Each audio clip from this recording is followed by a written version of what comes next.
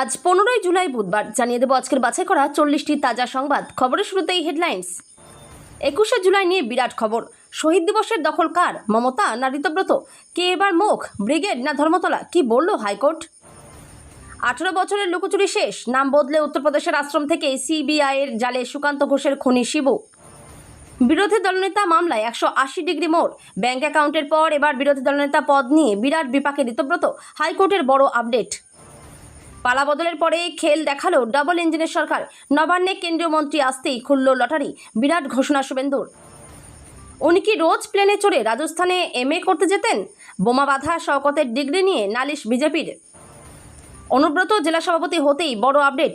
কেষ্ট ঘনিষ্ঠ শত্রুপক্ষের বিধায়ক, নয়া সমীকরণ বীরভূমের রাজনীতিতে। সাত সকালে কলকাতার বুকে একই কাণ্ড, আন্ডার দ্য টেবিল ডিলিং। হাতে নাতে ধরে লাইভ ক্যামেরাতেই রণংদেহী রূপ পুরমন্ত্রী অগ্নিমিত্রার। তোলপাড় রাজ্য রাজনীতি। রান্নার খরচ থেকে কর্মীদের বেতন বৃদ্ধি, মিড ডে মিলে ঢালাও ঘোষণা রাজ্য সরকারের। মহিলারা মাসে পাবেন 2500 টাকা, এবার লক্ষ্মী যোজনা চালু করছে বিজেপি সরকার। তৃণমূল হারতেই প্রধানের দেখা নেই, হাটগাছা 1 গ্রাম পঞ্চায়েতে বিজেপির প্রধান এবার। আচমকা কালীঘাট থেকে ফোন গেল যন্তর মন্তরে, সোনমকে জরুরি বার্তা নেত্রীর। দিল্লিতে এবার ঘটবে চমকপ্রদ কিছু। বিজেপি নেতারা পুজোর দায়িত্ব নেবেন, সেটা হতে দেব না। কলেজ স্কোয়ার জল্পনায় ইতি টেনে বড় বার্তা শ্রমিকের। এবার 21শে জুলাই কি কংগ্রেসের মঞ্চে মমতা? প্রদেশ সভাপতির মন্তব্যে শুরু তীব্র জল্পনা। কোন শর্ত মানতে হবে নেত্রীকে? রাজস্থানে লুকিয়ে শওকতের কোন রাজ? নাম জড়িয়ে গেল অভিষেকেরও। ফের বিস্ফোরক ববি, ফাঁস হচ্ছে বিরাট রহস্য। থানায় আসুন, হুমায়ুনকে ডাকলো পুলিশ। তারপর রেজিনগর থানায় যা ঘটল, হতবাক বিধায়কের অনুগামীরাও। চাইলে বিশ্বসেরা আইনজীবী আনুন, হাসিনাকে স্বাগত জানিয়েও তারকের উপদেষ্টা বললেন মানুষ ওর ফাঁসি চায়। এই 11 পেশায় যুক্ত না হলে মিলবে না আয়ুষ্মান ভারত। আর কি কি শর্ত রয়েছে? রাজ্য পুলিশে বিরাট রদবদল, 33 আইপিএসের বদলি। সিআইডির মাথা থেকে সরানো হলো সুপ্রিম সরকারকে। তৃণমূলের জোরালো হচ্ছে অভিষেককে সরানোর দাবি। দল বাঁচাতে কঠোর সিদ্ধান্ত নেবেন মমতা। কি বলছেন সাধারণ মানুষ? বঙ্গোপসাগরের বুকে জ্বলছে ঘনঘোর ঘূর্ণাবর্তের রক্তচক্ষু। ধেয়ে আসছে ভয়াল ঝড় বৃষ্টি প্লাবন। বর্ষার বিগ আপডেট। ইউক্রেনে 3 টনের সোভিয়েত যুগের ভয়ঙ্কর বোমা ফেলল রাশিয়া। নিমেষে ধ্বংস শহরের একাংশ, প্রকাশ্যে ভিডিও। বাতিল হতে চলেছে রাজ্যের আরও রেশন কার্ড। কাদের নাম বাদ যেতে পারে জানুন। পঞ্চায়েত দপ্তরের দুর্নীতি রুখতে বড় সিদ্ধান্ত, আসছে নতুন বিল। পঞ্চায়েত প্রধানদের হাত থেকে ক্ষমতা যাবে কাদের হাতে? গুরুত্বপূর্ণ ঘোষণা মন্ত্রী দিলীপ ঘোষের। হরমুজ প্রণালীতে বাণিজ্যিক জাহাজে হামলা, প্রাণ হারালেন ভারতীয় নাবিক।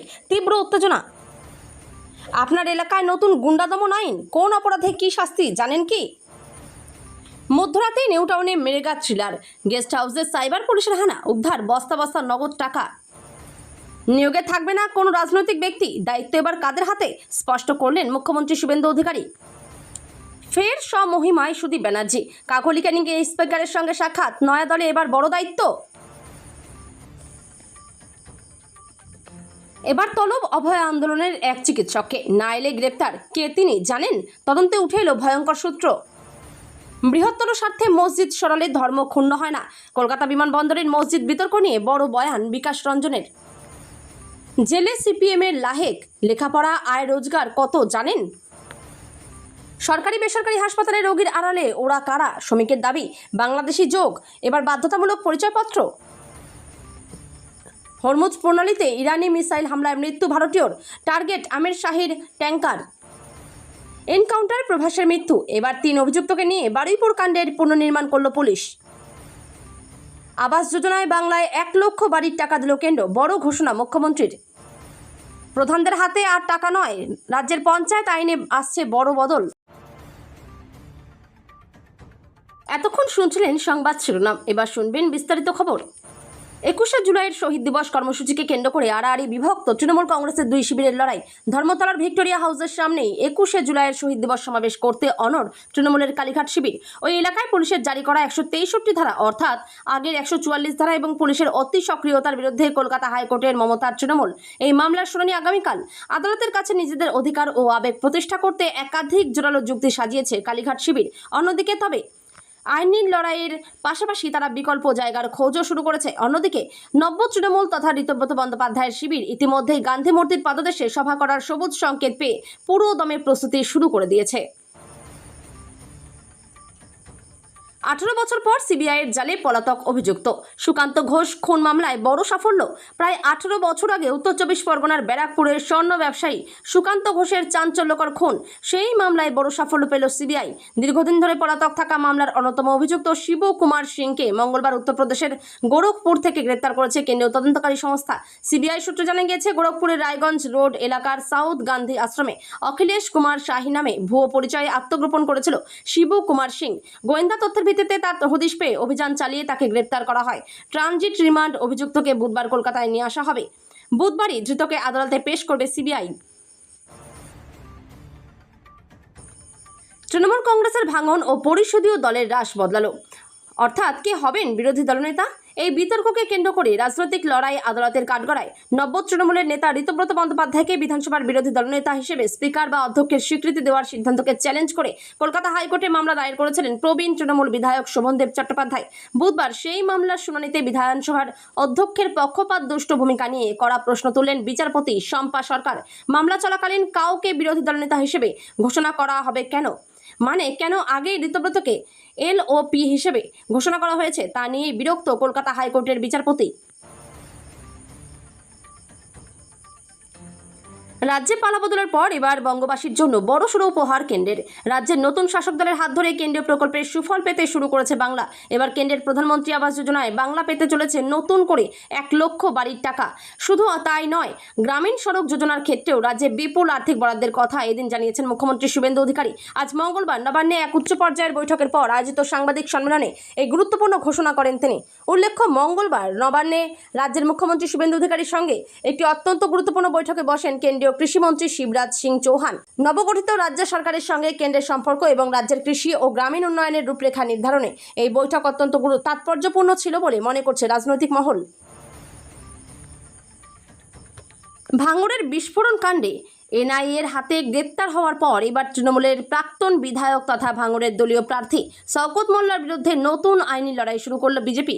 এবার তার বিরুদ্ধে নির্বাচনী হলফনামায় ভুয়ো শিক্ষাগত যোগ্যতা পেশ করা এবং একটি বড়সড় আন্তঃরাজ্য জাল শংসাপত্র চক্রের সঙ্গে যুক্ত থাকার অভিযোগ উঠেছে।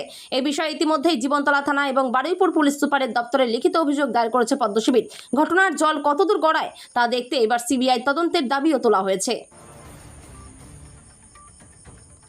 বীরভূমের রাজনীতিতে অনুব্রতকে ঘিরে নয়া সমীকরণ। অনুব্রত মণ্ডলকে ঋতব্রতপন্থী তৃণমূল বীরভূম জেলা সভাপতি ঘোষণা করতেই বড় আপডেট। অনুব্রত মণ্ডলের সাথে দেখা করলেন নানুরের বিধায়ক বিধানচন্দ্র মাঝি। আজ এই সাক্ষাৎ ঘিরেই শুরু রাজনৈতিক জল্পনা। অনুব্রত মণ্ডল জেলে যাওয়ার পর থেকেই নানুরের তৃণমূল বিধায়ক বিধানচন্দ্র মাঝি জেলা সভাধিপতি কাজল শেখের ঘনিষ্ঠ বলেই রাজনৈতিক মহলে পরিচিতি পান। দীর্ঘদিন ধরেই তাকে কাজল শেখের ছায়াসঙ্গী হিসেবেও দেখা গিয়েছে, কিন্তু সম্প্রতি অনুব্রত মণ্ডলকে বীরভূম জেলা তৃণমূল কংগ্রেসের সভাপতি ঘোষণা করার পরই বোলপুরে দলের জেলা কার্যালয়ে তার সঙ্গে দেখা করতে যান নানুরের বিধায়ক বিধানচন্দ্র মাঝি।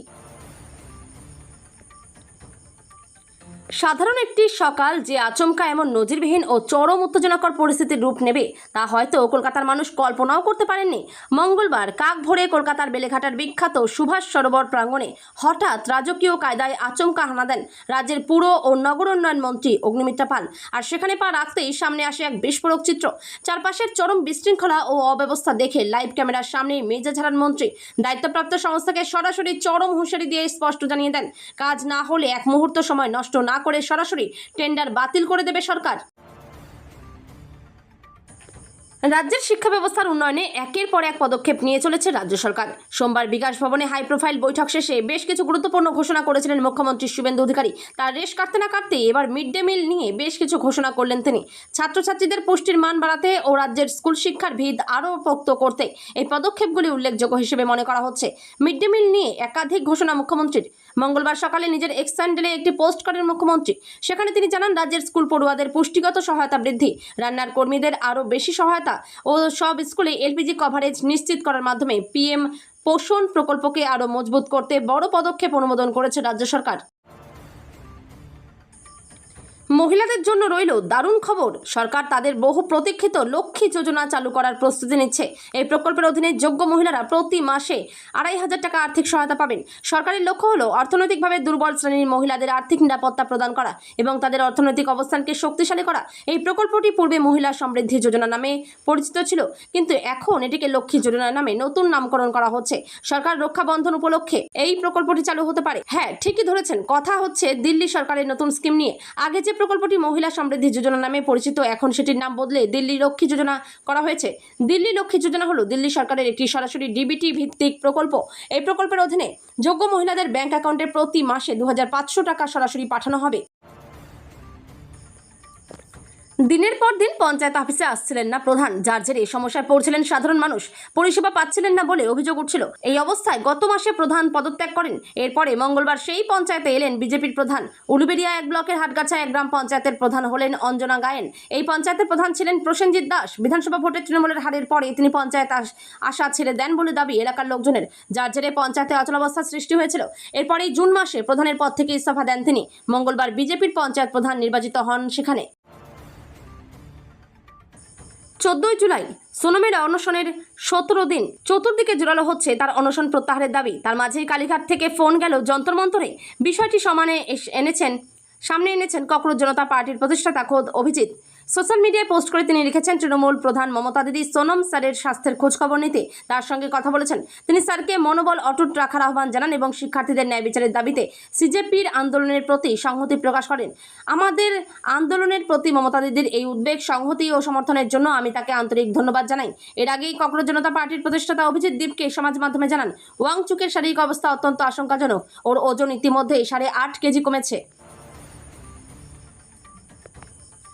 কলেজ স্কোয়াড দুর্গাপুজোর সঙ্গে যুক্ত হওয়ার জন্য বিজেপির রাজ্য সভাপতি শ্রমিক ভট্টাচার্যকে আবেদন জানিয়েছিলেন পুজো উদ্যোক্তারা। তবে সেই আবেদন ফেরালেন বিজেপির রাজ্য সভাপতি। স্পষ্ট জানালেন, শুধু কলেজ স্কোয়াডই নয়, কোনো পুজোর সঙ্গে যুক্ত থাকছেন না তিনি। একই সঙ্গে পুজো দখল থেকে বিরত থাকার বার্তাই দিলেন শ্রমিক ভট্টাচার্য। কলেজ স্কোয়াড পুজো কমিটিতে কি এবার সভাপতি হচ্ছেন শ্রমিক ভট্টাচার্য? এই নিয়ে শুরু হয়েছিল তুমুল চর্চা। তবে জল্পনায় জল ঢাললেন বিজেপি রাজ্য সভাপতি। সাক্ষাৎকারে শ্রমিক ভট্টাচার্য জানিয়ে দিলেন কি অবস্থান তার। উল্লেখ্য, গত 3 মাস ধরে কলেজ স্কোয়াড পুজোর সঙ্গে শ্রমিক ভট্টাচার্যকে যুক্ত হওয়ার আবেদন জানাচ্ছিলেন পুজো উদ্যোক্তারা। তবে শ্রমিক ভট্টাচার্যের তরফে এই বিষয়ে কোনো সম্মতি মেলেনি। তিনি স্পষ্ট বার্তা দিয়ে জানিয়েছেন, পুজো দখলের সংস্কৃতিকে প্রশ্রয় দিতে চান না শ্রমিক। হন্যে হয়ে খোঁজ চলছে জায়গার। কোথায় বাধা হবে কালীঘাট তৃণমূলের 21শে জুলাইয়ের মঞ্চ? ইতিমধ্যে নিজেদের স্থান পরিদর্শনে গিয়েছে ঋতব্রত শিবির কংগ্রেস। ঋতব্রত শিবিরের কাছে প্রশ্ন ছিল, তারা কি মমতা ব্যানার্জিকে আমন্ত্রণ জানাবেন 21শের মঞ্চে? একই প্রশ্ন ছিল প্রদেশ কংগ্রেস সভাপতি শুভঙ্কর সরকারের কাছেও। আজকাল.in প্রশ্নের জবাবে কি বলছেন শুভঙ্কর? কংগ্রেস নেতার বক্তব্য, আলাদা করে 21শে জুলাইয়ের জন্য আমন্ত্রণ জানাবো না। তিনি যদি নিজে থেকে আসতে চান কিন্তু কারণ আমরা ইতিহাস বিকৃত করি না, চাইও না। যেদিন গুলি চলার মৃত্যুর ঘটনা ঘটে সেদিন তিনি উপস্থিত ছিলেন ঘটনাস্থলে, তিনি তখন কংগ্রেসে। কিন্তু শুভঙ্কর সরকার বলছেন, মমতা ব্যানার্জিকে কংগ্রেসের মঞ্চে স্বাগত জানাবো, কিন্তু তাকে একান্নে এসে স্বীকার করতে হবে ভুল, তাকে মানতে হবে কংগ্রেস ছেড়ে যাওয়া তার ভুল হয়েছিল। এখন তো তিনি বলেন তার চারপাশে বেঈমানরা ছিলেন। বিজেপি নেতা অভিজিৎ দাস ববি পুনরায় পুলিশের দরজায়। এবার বিরাট অভিযোগ শওকত মোল্লার বিরুদ্ধে। নিশানায় অভিষেক ব্যানার্জিও। বিস্ফোরণ মামলায় এনআইএর হাতে গ্রেপ্তার হয়েছেন শওকত। এবার বড় অভিযোগ তার নামেই। অভিযোগে নির্বাচন কমিশনে দাখিল করা একাধিক হলফনামা, সরকারি নথি, বিশ্ববিদ্যালয় মঞ্জুরি কমিশনের বিধি, পশ্চিমবঙ্গ সরকারের সংশ্লিষ্ট দপ্তরের প্রকাশিত তথ্য এবং অন্যান্য প্রাসঙ্গিক নথির ভিত্তিতে শওকত মোল্লার ঘোষিত শিক্ষাগত যোগ্যতা নিয়ে প্রশ্ন তুলেছেন, দাবি জানিয়েছেন উচ্চ পর্যায়ের তদন্তের। কি বলছেন বিজেপি নেতা? অভিযোগ, যখনই শওকত ভোটে দেখায় সে উচ্চশিক্ষিত। ও নাকি উচ্চ মাধ্যমিক পাশ করে 2014 সালে 2016 সালের ভোটে দাঁড়ানোর সময় হলফনামায় দেখায় সে পাশ করেছে board of youth education of India থেকে। অভিজিতের অভিযোগ, এই board of youth education of India আসলে ভুয়ো। এখানেই শেষ নয়, তার অভিযোগ ওই বোর্ড থেকে উচ্চ মাধ্যমিক পাশ করে কিভাবে স্নাতক পাশ করেন শওকত। রেজিনগর থানায় আরও কড়া জেরার মুখে পড়লেন আমজনতা উন্নয়ন পার্টির বিধায়ক হুমায়ুন কবির। রেজিনগর থানায় পুলিশের দায়ের করা একটি স্বতঃপ্রণোদিত মামলায় গত 4 জুলাই তদন্তকারীদের সামনে হাজিরা দিয়েছিলেন নওদার বিধায়ক। সেদিন বেলা 11:30 থেকে প্রায় 4টে পর্যন্ত তদন্তকারীদের জেরার মুখে পড়েছিলেন মুর্শিদাবাদের বিতর্কিত এই বিধায়ক। তবে সেদিন তদন্তকারীরা হুমায়ুনের সমস্ত উত্তরে সন্তুষ্ট না হওয়ায় মঙ্গলবার ফের হুমায়ুনকে থানায় জিজ্ঞাসাবাদের জন্য উপস্থিত থাকতে নোটিশ দিয়েছিল পুলিশ। মঙ্গলবার নির্দিষ্ট সময়ে হুমায়ুন থানায় হাজির হয়ে যান। তবে রেজিনগর থানার পুলিশ এদিন আরও কড়া প্রশ্নপত্র নিয়ে নিয়ে হুমায়ুনের সামনে হাজির হয়েছিল। পুলিশ সূত্রে জানা গেছে, আজ হুমায়ুন কবিরের জন্য প্রায় 27 পাতার প্রশ্নপত্র নিয়ে হাজির ছিলেন তদন্তকারীরা। গত 4 জুলাই মাত্র 12 পাতার প্রশ্নপত্র ছিল হুমায়ুন কবিরের জন্য। বাংলাদেশের সংবাদ মাধ্যম এবং সমাজ মাধ্যমে হাসিনার বক্তব্য প্রচারের উপর নিষেধাজ্ঞা নিয়েও মুখ খুলছেন তারেকের ওই উপদেষ্টা। তার কথায়, এই নিষেধাজ্ঞা আদালতের নির্দেশে। এ ব্যাপারে সরকারের কোনো বিজ্ঞপ্তি নেই। আত্মপক্ষ সমর্থনের সুযোগ পাবেন ফাঁসির সাজাপ্রাপ্ত শেখ হাসিনা। তাকে বাংলাদেশে স্বাগত জানিয়ে ঘোষণা করে দিলেন সে দেশের প্রধানমন্ত্রী তারেক রহমানের তথ্য ও সম্প্রচার উপদেষ্টা জাহিদ উর রহমান। তিনি বলেন, বাংলাদেশের মানুষ চায় হাসিনার মৃত্যুদণ্ড বহাল থাকুক আর তা কার্যকর হোক। আর যদি আদালতে তিনি প্রমাণ করতে পারেন যে তিনি অপরাধী নন, আদালত যদি শেষ পর্যন্ত অন্য শাস্তি দেন অথবা তাকে খালাস দেন, সেটাও হবে। বিচার প্রক্রিয়ায় স্বচ্ছতার উপর জোর দেওয়ার কথা বারবার বলেছেন জাহেদ। কথা রেখেছেন মুখ্যমন্ত্রী শুভেন্দু অধিকারী। বাংলায় পালাবদলের 1.5 মাস পেরোনোর আগেই কেন্দ্রের আয়ুষ্মান ভারতে যুক্ত হয়েছে রাজ্য। অনলাইনে শুরু হয়েছে আবেদন। সরকার আয়োজিত জনকল্যাণ শিবিরে গিয়েও আবেদন করেছেন অনেকে। কিন্তু কেন্দ্রের এই প্রকল্প নিয়ে বাংলার মানুষের মনে নানা প্রশ্ন ঘুরছে এখনো। মূল জিজ্ঞাসা একটাই, কারা এই প্রকল্পের সুবিধা পাবেন না? চলুন আজ জেনে নেওয়া যাক সেটাই। সাফাইকর্মী, পরিচারক, হকার, ভ্যান রিক্সা চালক, রাজমিস্ত্রি, ইলেকট্রিশিয়ান, নিরাপত্তারক্ষী সহ মোট 11টি পেশাযুক্তরাই এই প্রকল্পের সুবিধা পাবেন। বাকিরা পাবেন না, অর্থাৎ আর্থিকভাবে পিছিয়ে পড়ারাই আয়ুষ্মান ভারতের সুবিধা পাবেন। বাড়িতে 2 চাকা বা 4 চাকা গাড়ি থাকলে পাবেন না। সরকারি চাকরিজীবী বা তার পরিবারের সদস্যরা এই প্রকল্পের আওতায় আসবেন না। সরকারি পেনশনভোগীরাও এই স্বাস্থ্য বিমার সুবিধা পাবেন না। মাসিক আয় 10,000 টাকা বা তার বেশি হলেও আবেদন গ্রহণযোগ্য হবে না। 50,000 টাকা বা তার বেশি লিমিট রয়েছে কিষাণ ক্রেডিট কার্ডে, তাহলেও মিলবে না আয়ুষ্মান ভারত। 5 একরের বেশি জমি রয়েছে, ট্রাক্টর রয়েছে, তাহলেও পাবেন না এই প্রকল্পের সুবিধা। বয়স 70-এর কম হলে আবেদন করা যাবে না।